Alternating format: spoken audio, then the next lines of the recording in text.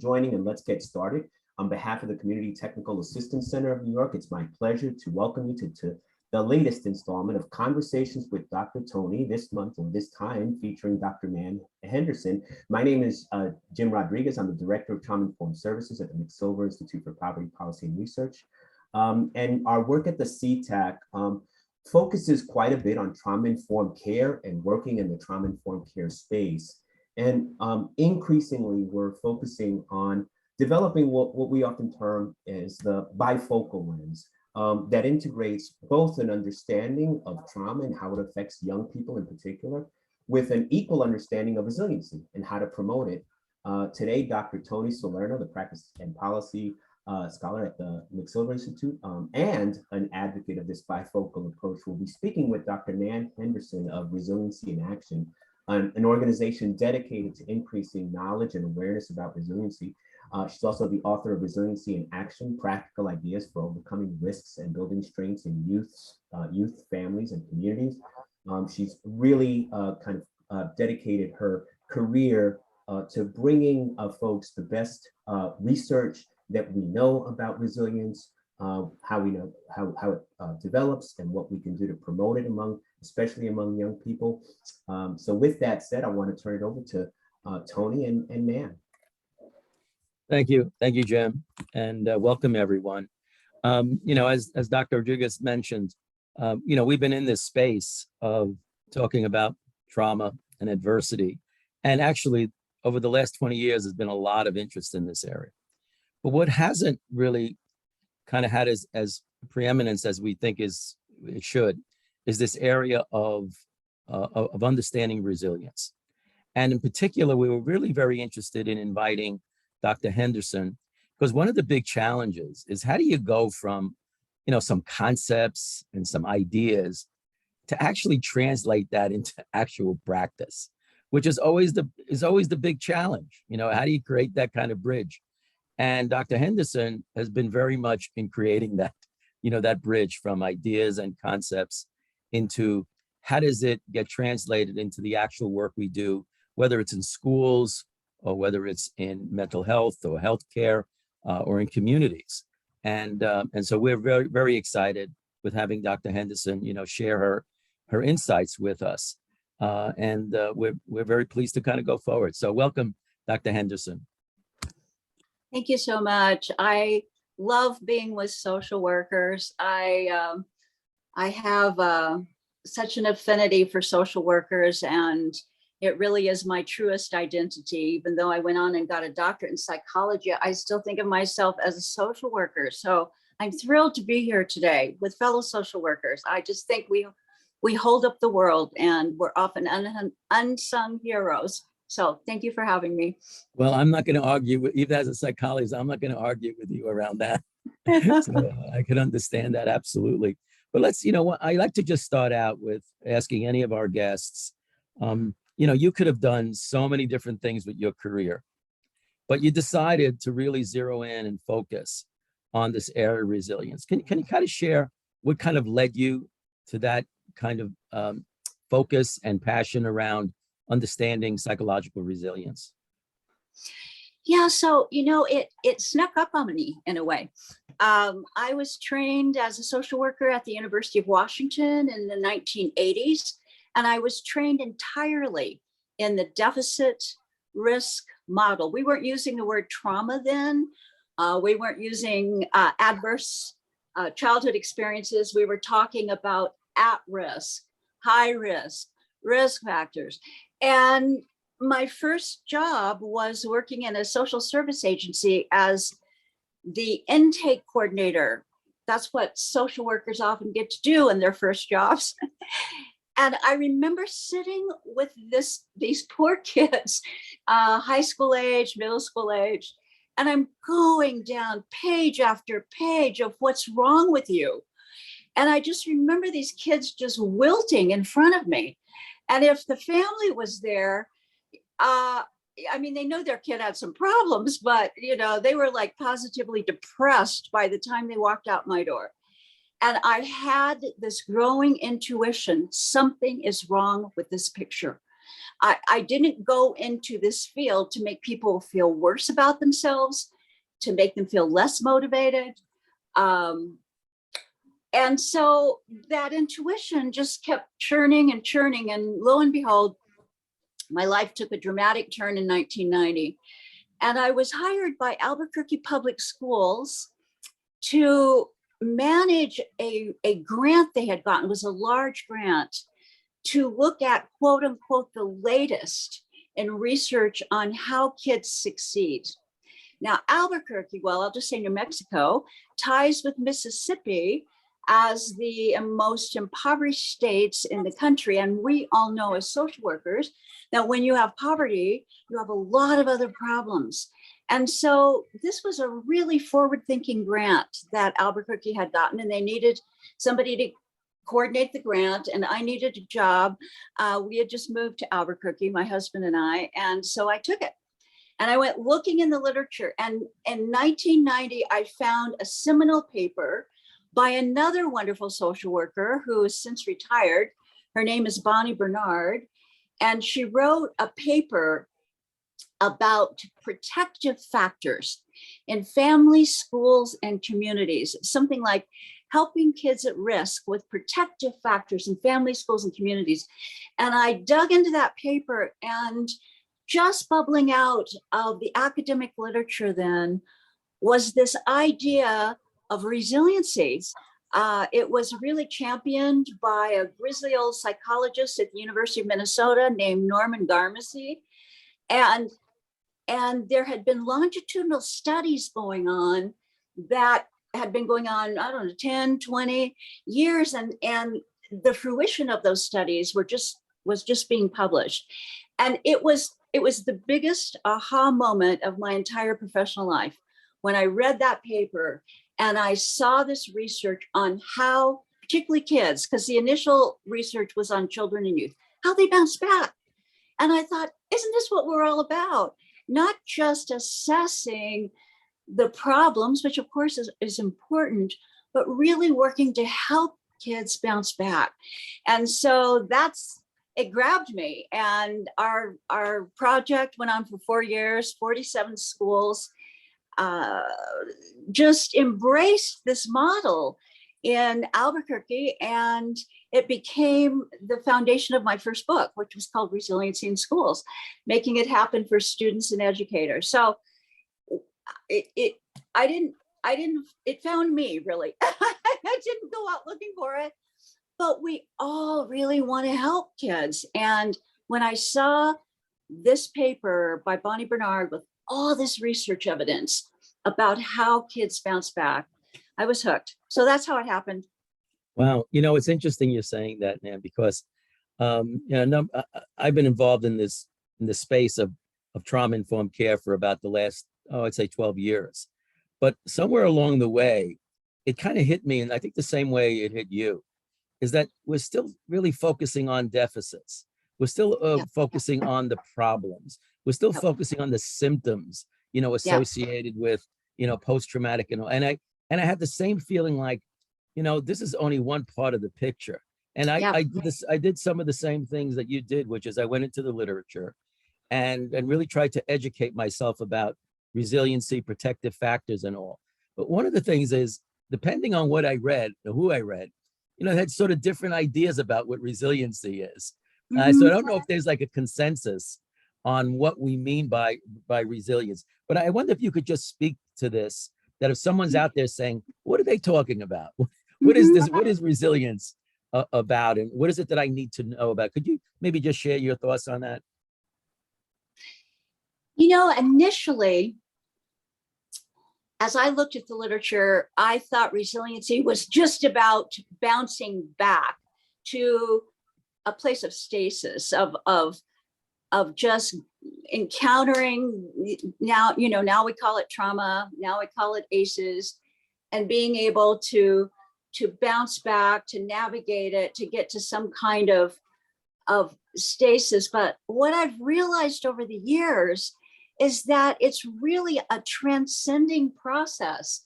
And my favorite resiliency researcher, and she's iconic, is Dr. Emmy Werner. I think she's passed on at this point, but she did a 40-year longitudinal study. It's called the Kauai study.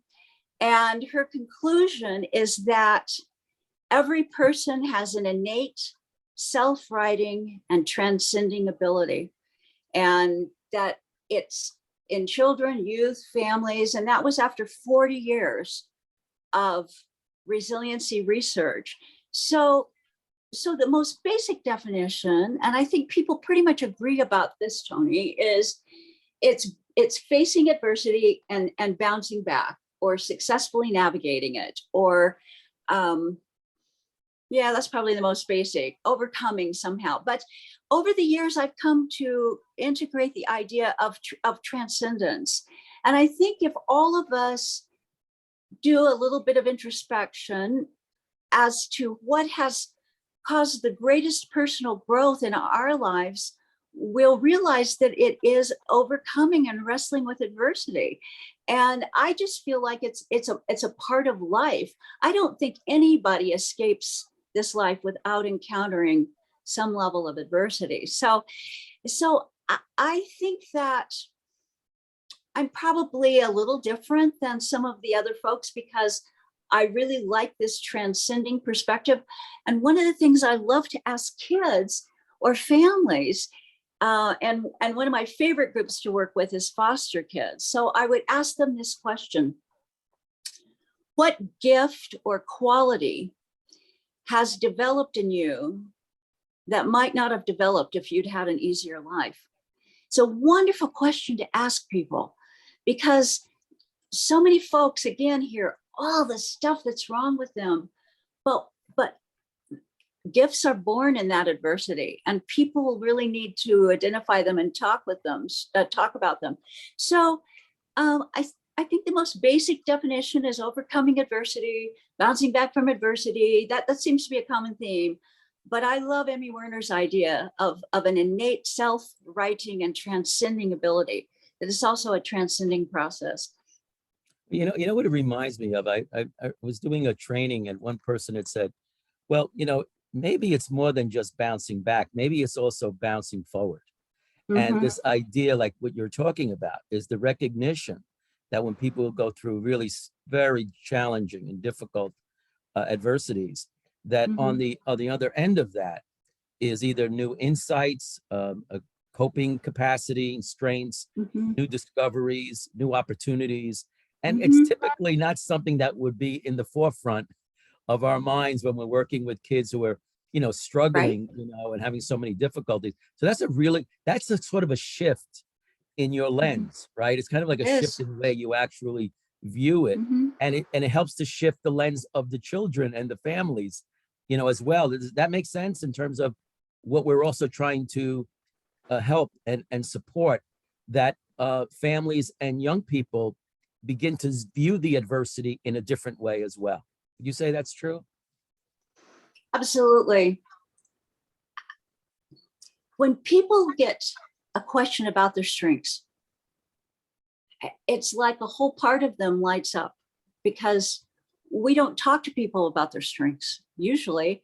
And for everybody listening, I want to recommend the best book for social workers I've ever read, to be honest with you, by a social worker. It's called The Strengths Approach in Social Work Practice, and it's by Dr. Dennis Salibi.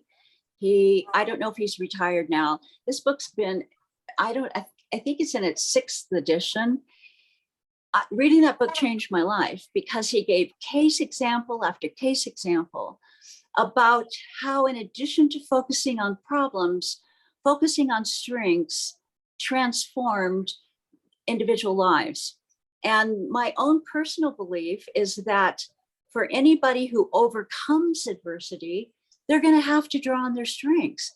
But if we never talk about them, if we never mirror them back to them, if we never help them identify them, it's a lot harder to draw upon something that's just not even discussed. So I really think that part of our conversation, part of our assessment, needs to equally be about strengths. how are you doing as well as you're doing? Another great resiliency researcher named Gina Higgins, and she wrote a book called Resilient Adults. And that was her question. She said, the very first question we should ask in our assessment is, how are you doing as well as you're doing? And again, that's just so far from what the norm is. And I remember being at a conference of school superintendents and administrators, and I mean, they couldn't stand that. They were like, you mean if kids coming to school 3 days out of a week, we have to ask, how are you doing as well as you're doing? And I'd be like, yeah, that kid's having some struggles. What is it that's getting them to school 3 out of 5 days? And then we got to build on that. So that's the strength approach. I think it needs to be integrated in what we do. And I just saw a question about wanting to know the name of the book again, so I'll say it again. It's called The Strengths Perspective in Social Work Practice. The Strengths Perspective in Social Work Practice. Phenomenal book. And the author again, Dr. Henderson? Dennis Saliby. And I believe it's Saleby, but that's close enough. It'll get you there. Sure. Dr. Dennis Saliby. You know, it's interesting. You had mentioned when you were communicating with superintendents that when you sort of suggested that you asked that kind of question, how is it you're doing as well as you're doing? And they're thinking of kids who are like off the wall and not coming to school. And what do you think gets in the way of maybe the reluctance or the difficulty in shifting that lens? Because I think it really does require a very intentional shift. Yes. And yes. And why do you think it might be difficult for the folks who are on this, listening to this right now, and for those who are helpers in education or healthcare, in mental health, to make that shift? What do you think gets in the way? Any thoughts on that? You know, you used a really important word, Tony, intentional. I have found in my own life, it takes a certain amount of willpower to shift myself from a total focus on the trauma and the adversity. And I'm not sure why we are so immersed in it. It's almost an obsession of looking at what's wrong. And I agree, we have to look at what's wrong.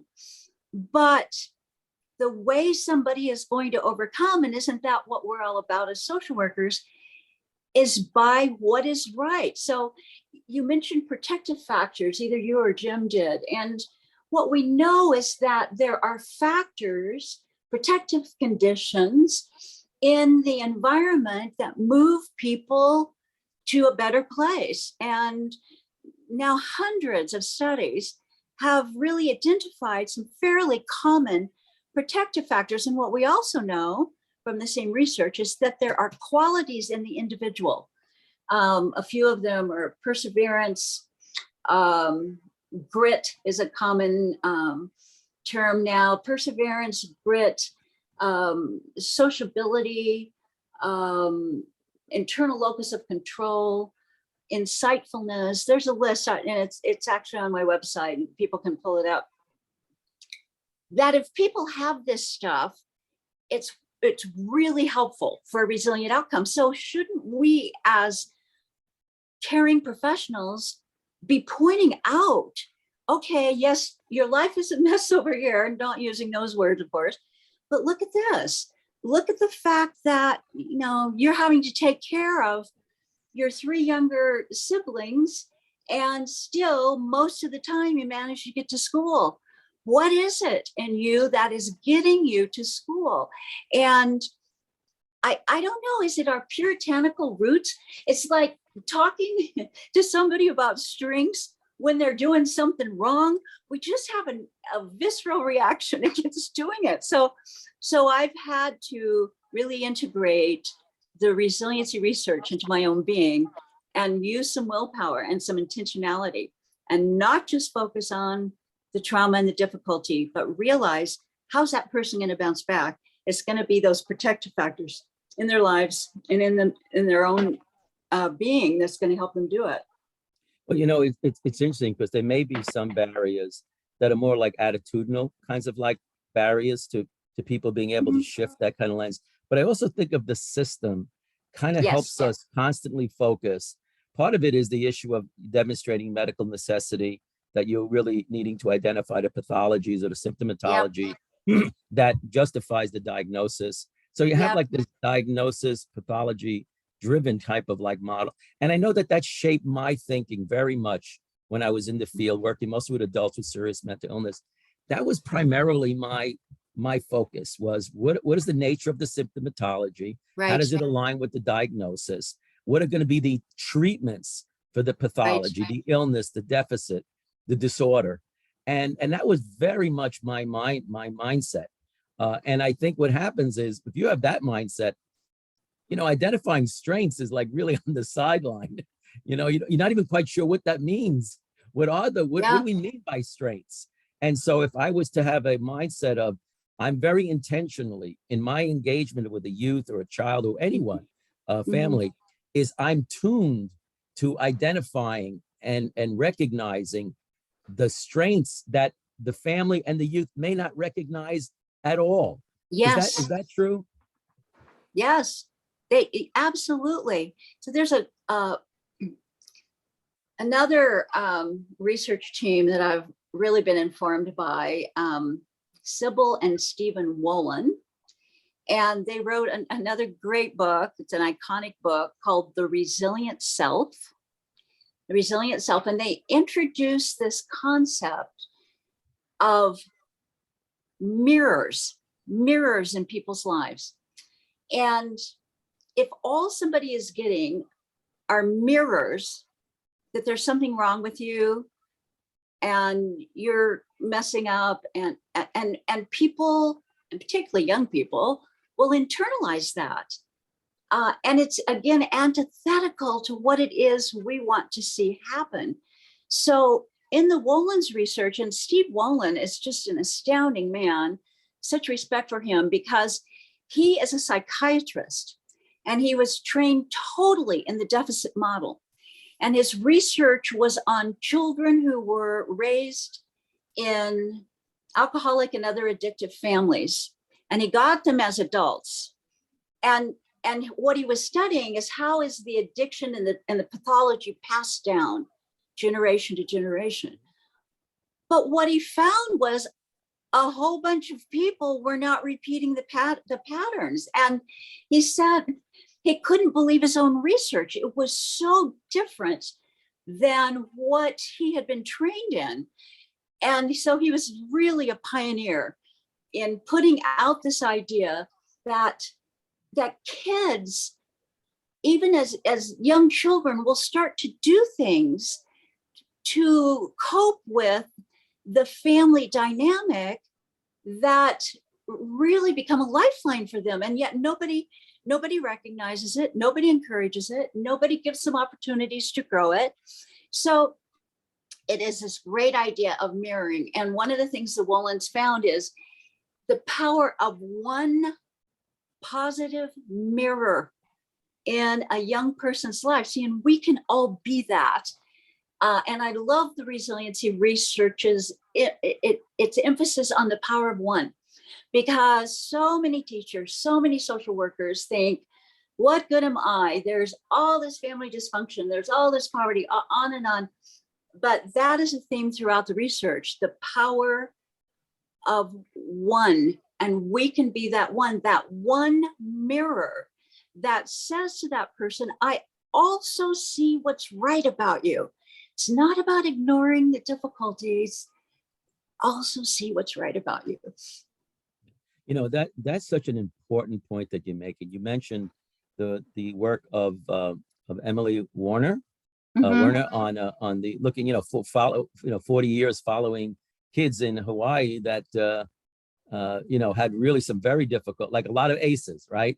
And let me just follow them for like 40 years. And figuring out like, okay, there were some who really did have difficulties, right? They were still struggling years afterwards, had, whether it was addiction or criminal justice involvement, but there was a huge number of kids where that wasn't the case.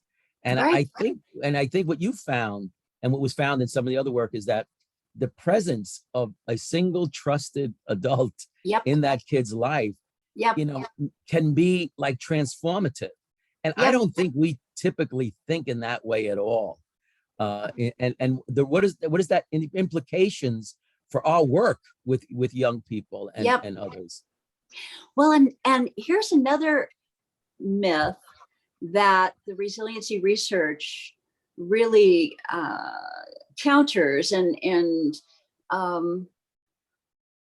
discourages of us from believing, and that is there's this myth that if a child is in a dysfunctional family, you know, the primary caregivers, and if it's bad, you know, that's it. And all the Werner research, the Wolin research, Dr. Salibi's work, all identify the fact that a caring adult outside the family can play this role.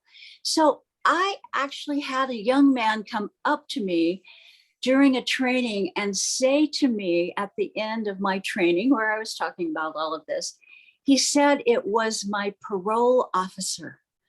My parole officer did this for me, which really amazed me.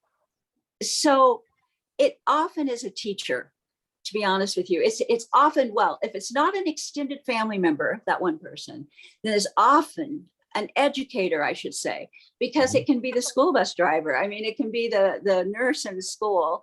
Had so many school nurses talk about the kids coming in who weren't really sick. They just needed some nurture. So it can be anyone in that child's environment.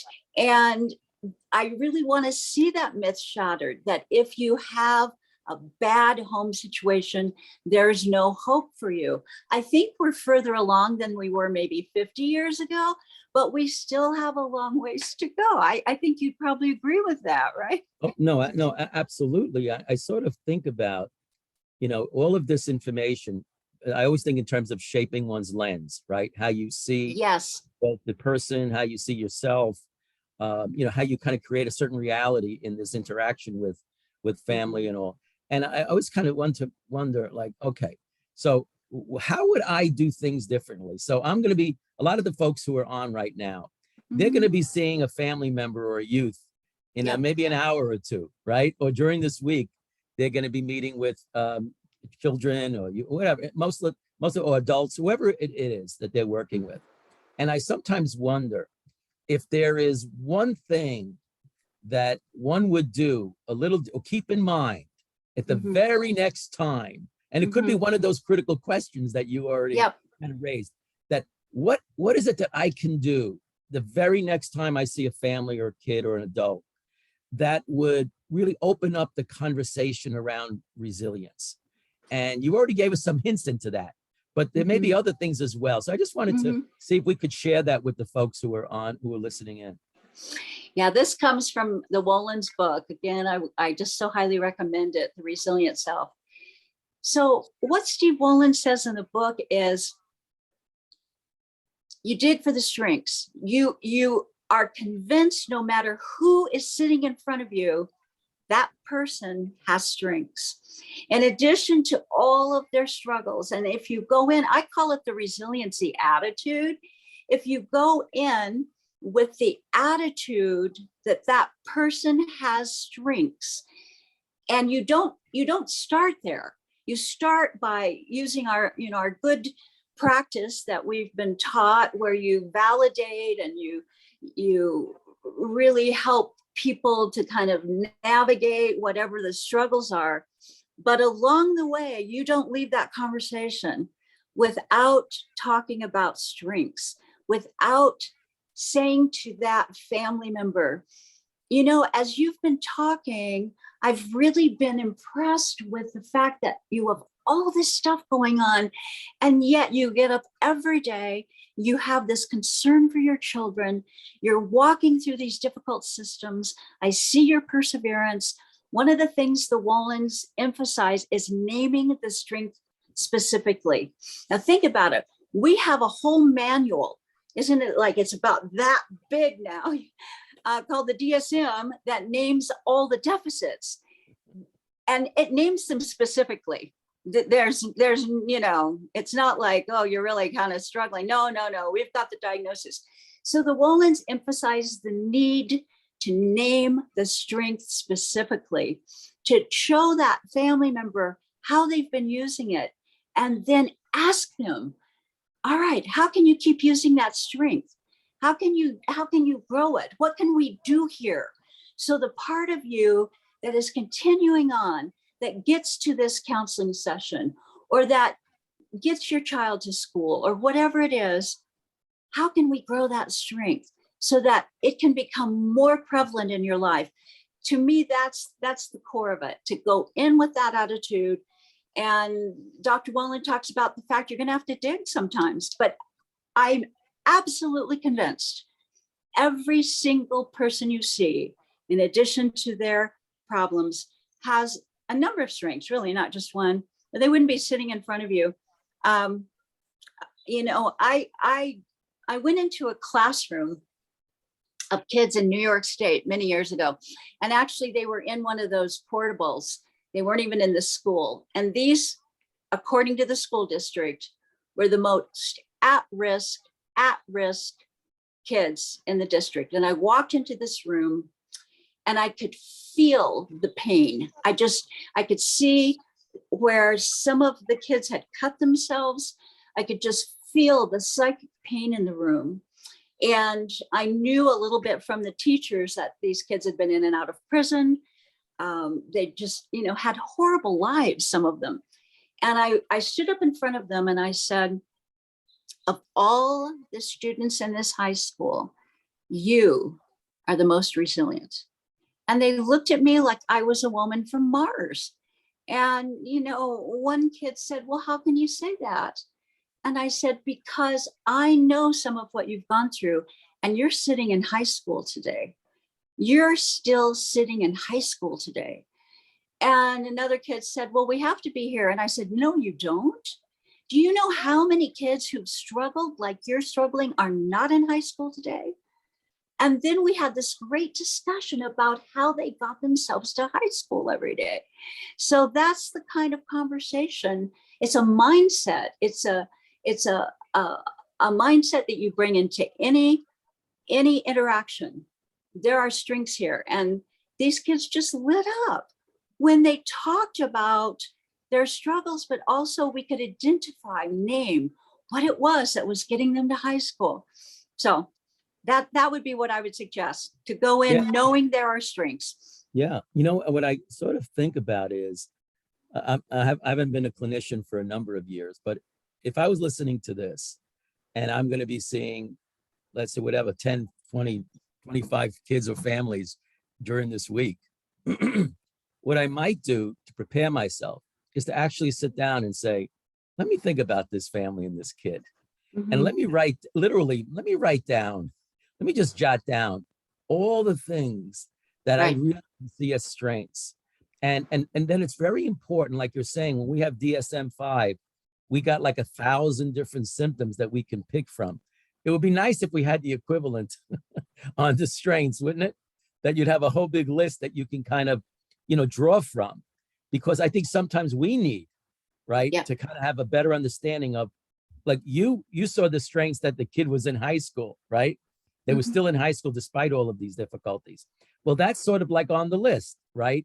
Is that the person is able to just get somewhere, right? Despite all of these things. But there are so many others that we learn from resilience, right?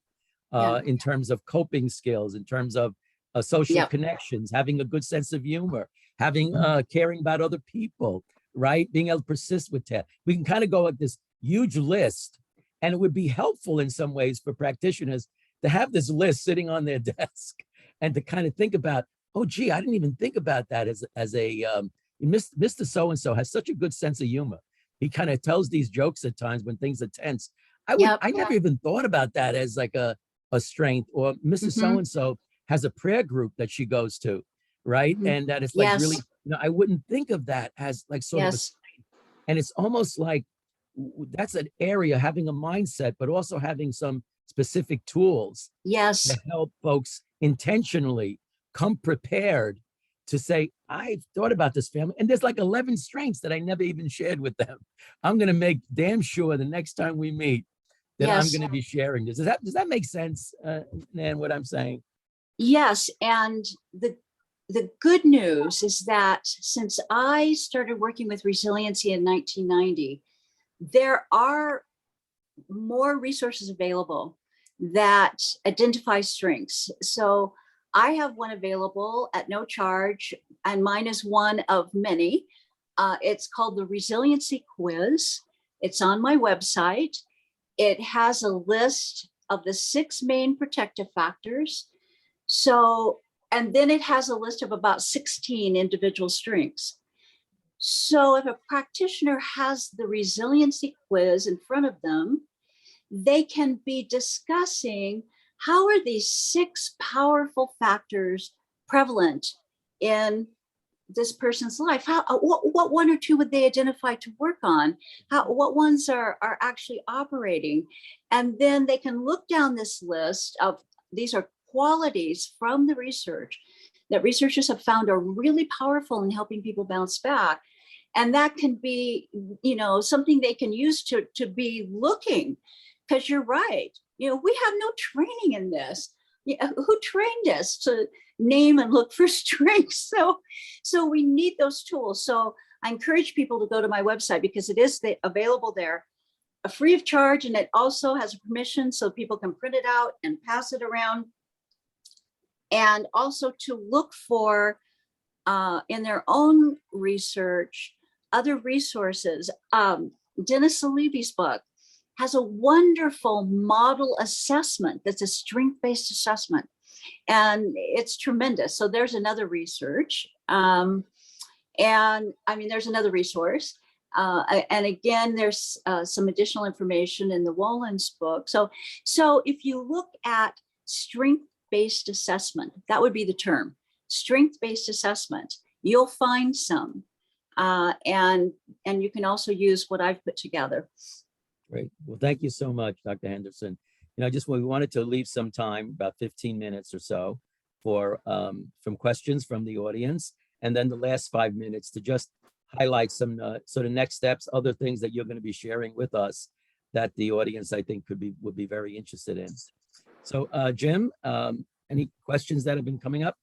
None during the course. So sometimes we do and sometimes we don't. None during the course of the training. So please take this moment to chat in a question you have for Dr. Henderson and on the topic. And as we wait for those to come in, I did want to mention as we move into this that Nan is going to be coming back to us at the end of July 20th. From 1 to 3 p.m. She's going to do a 2-hour training based on her materials.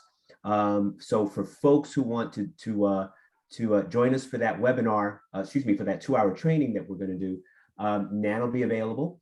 And she's going to be joined by a colleague of hers, Stephanie Miller, who works up in Essex County, New York. And Stephanie has been working with the local government there to implement some of Nan's resiliency practices and materials around Essex County. And so she can talk a little bit about how you would use these at that level, at the organizational community level. How about an example of growing a strength? Great question. Yeah, Nan. So how do you then grow these, right? So it's like, I love that question. It's a great question. Yeah. So a couple of good questions. First, let me just say that for the training that's coming up in July, I'm going to share with all participants all my work on the 6 most important protective factors, how you implement them, how you assess them, the individual list that I talked about. So here's how you grow a strength. And this is directly from Steve Wollen. First step in growing a strength is to recognize it. You have to see it. And that sounds simple. It's not. Again, we're almost having to, shift our brain and put on a new pair of glasses to have that perspective. So you see the strength, then you teach people about the strength. So here's an important point. Often when you say to, I'll just use the example, I was a middle school social worker for years. So let's say I have a 13-year-old in front of me and I say to him, wow, on the basketball court last night, I saw your incredible teamwork. I saw your concentration. I saw your determination. Those are real strengths. Those are going to help you. If you can use those that I saw last night on the basketball court and in other parts of your life, you're going to do really well.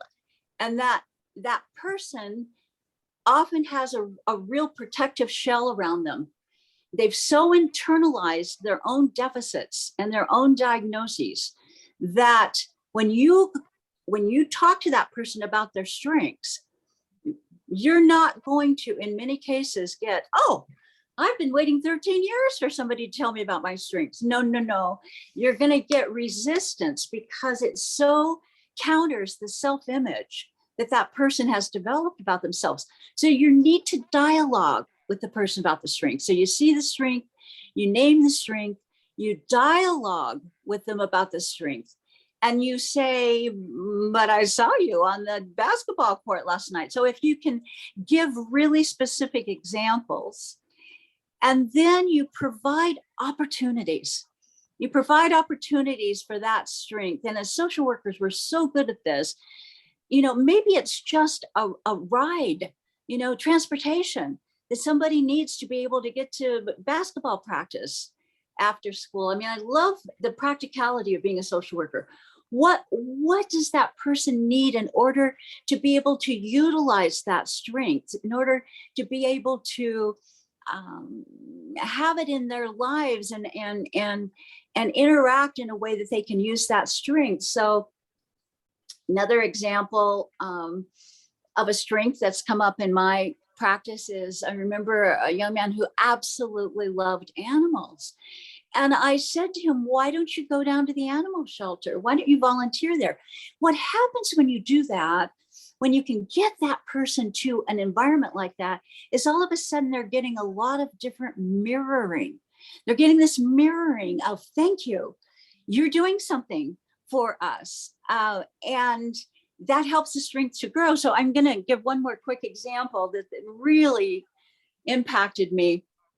This was a foster father that spoke up at a conference of foster parents a few years ago. And he said, he raised his hand and he said, I came across magic in my work with foster boys.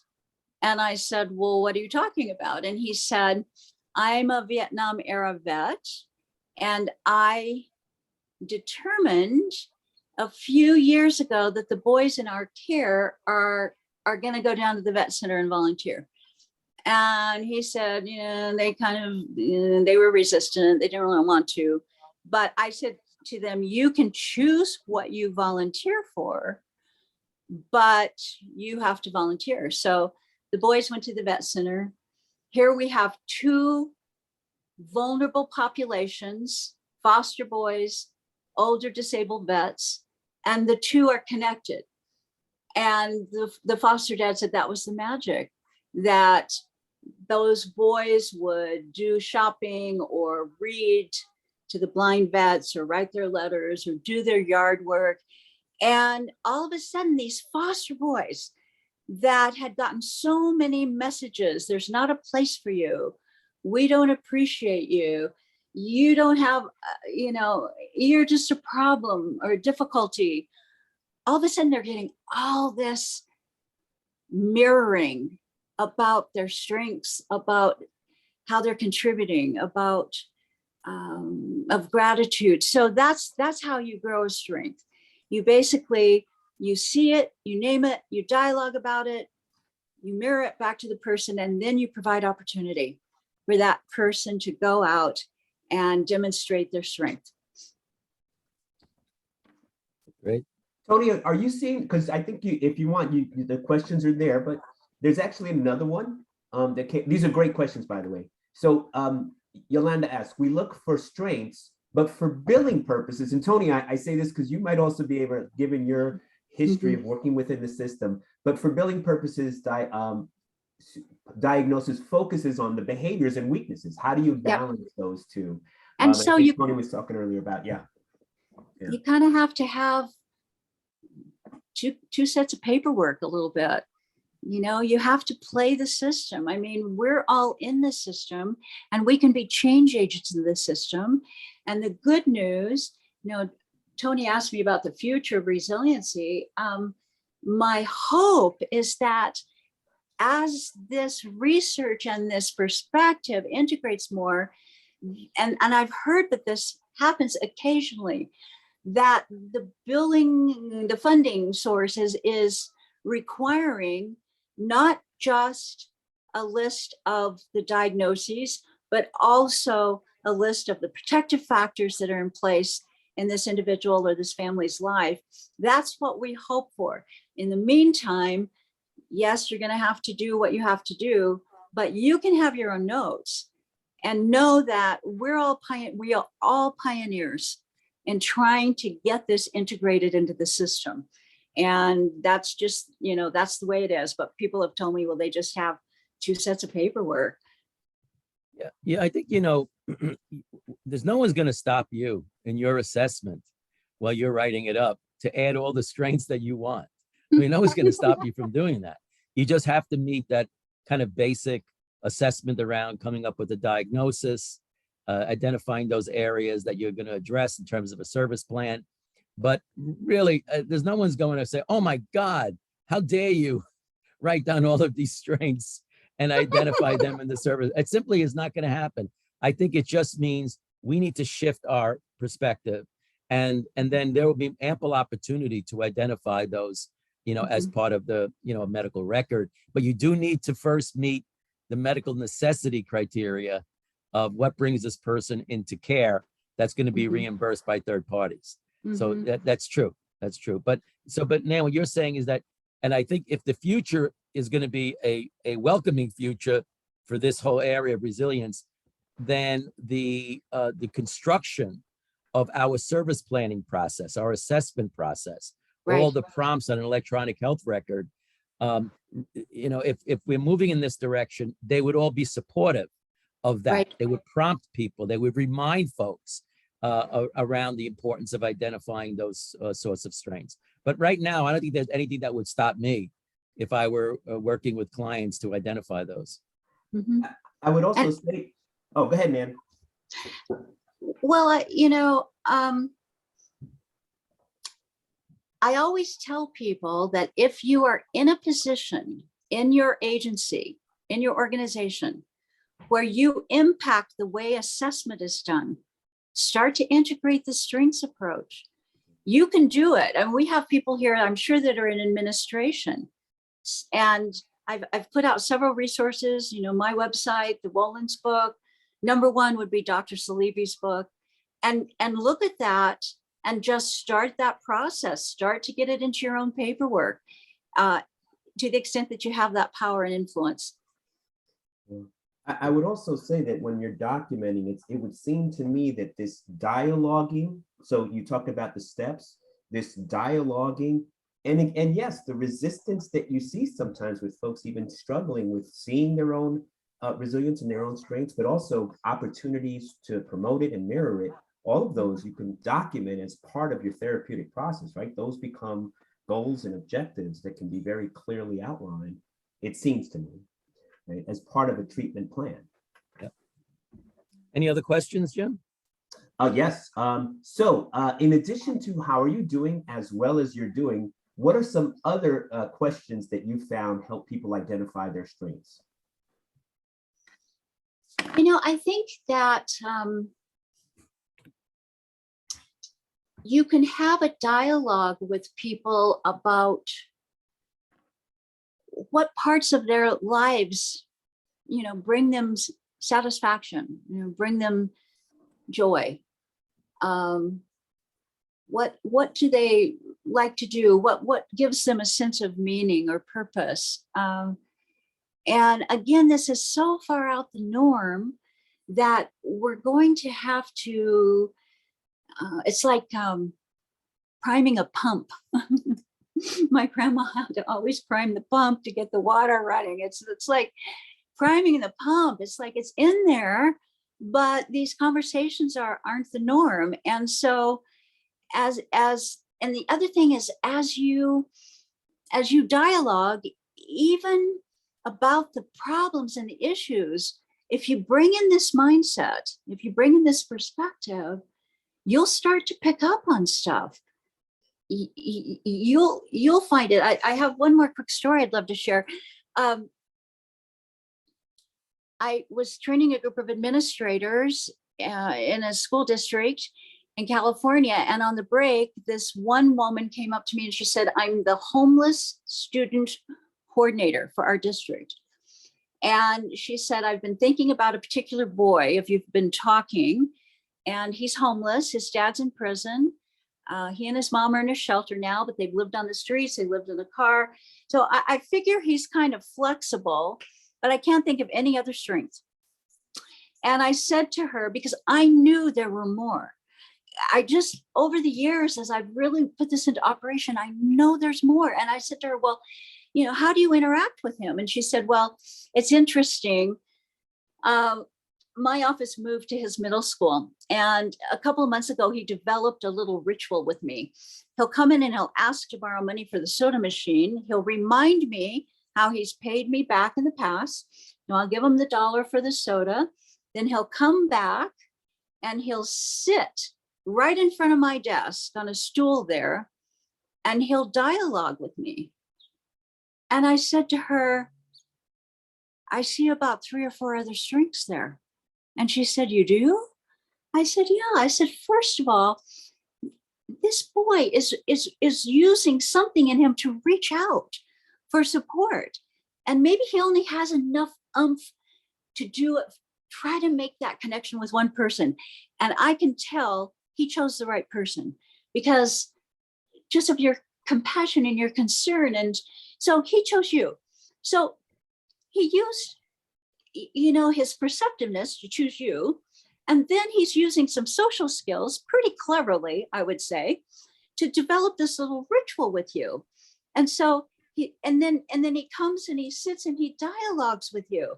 So he's used his perceptiveness, and then he's using some social skills, and then he's coming in and making a personal connection with you. Those are 3 more. I will never forget the look on this woman's face. She said, "If we hadn't had this conversation, I never would have seen them. I never would have seen them." So that's what we're talking about. And I think as colleagues, we can support each other. We can do, have our dialogue and our consultation also include strengths. And we can help each other to develop this mindset that we've been talking about. So that's another great story about the strengths are there, but we have to have the eyes to see them. Right. Thanks so much. And you just reminded me of that quote by Anais Nin: "We don't see things as they are; we see them as we are." Yes. And in many ways, if we have a lens focused on pathology and deficit and disorder, that's what we're going to see. Yep. And we really are talking about a shift in that. So that's terrific. We only have a few minutes left, and I know that Dr. Rodriguez, we want to share. We got one more. We have one more question. Okay, great. One more, if you can, Nana. This might be, but this might be a little bit too much. So I also recommend folks come back at the end of July. But I'd love to squeeze this one. What about, and this is, I'm sure you come across this quite a bit now. What about when the child is too young and the parent can only think of negative behaviors? So in the context of working with families, oftentimes, a family or parents or caregivers, the possibility that they may focus on the negative or the deficits. And how do you? So I'm wanting to try to read that question because I'm not getting it exactly. So I don't know if there's a way that it can come up here. Participants. I have been seeing the other ones, but I didn't see this one. So can you repeat it, Jim? What about when the child is too young and the parent can only think of the negative behaviors? Oh, yeah. First of all, we remind ourselves that sometimes, well, often it's just one believing mirror, and we can be that person, and we're going to be in a modeling, instructing mode with that family. But I've also found that one of the reasons the parents don't want to come into the sessions or the school meeting or whatever is that all they think they're going to hear about is what's wrong with their kid. So who's going to want to come? You know, I hear that complaint all the time. Well, the parents won't come. So if we talk about strengths, if we model for that parent the fact that, or that family, that we're seeing strengths, that's also an important role that we can play. And yes, you're going to have families where they won't want to go there. And so we have to be that person. We're the person, you know, for that child. We're that mirror. We're that strength grower. And hopefully the parents will come along. That's the best that I can offer, because it is a definite situation you'll encounter. Great. Well, just everyone sort of join me in thanking Nan for a wonderful conversation, and Tony for a wonderful facilitation. Here it is. I want to remind you that Nan will be back on July 20th for a 2-hour training, and the title Training for Resilience, Helping Children and Youth Grow in the Face of Adversity. So please join us for that. And I just want to thank you all again for joining us for today. Please visit the CTAC website for more information and to sign up for Nan's training at the end of the month. And please take that moment to, again, give us any feedback or information or thoughts about additional offerings you would like in this space, or again, any other space related to children's behavioral health and mental health. Thank you all again, and thank you, Nan, for a wonderful conversation, and thank you, Tony, for a wonderful conversation with Dr. Tony. Great. Thank you so much, everyone. And thank you again, Dr. Henderson. Thank Stay you well, guys for everyone. having me. It's great. Love Thank talking you. to social workers.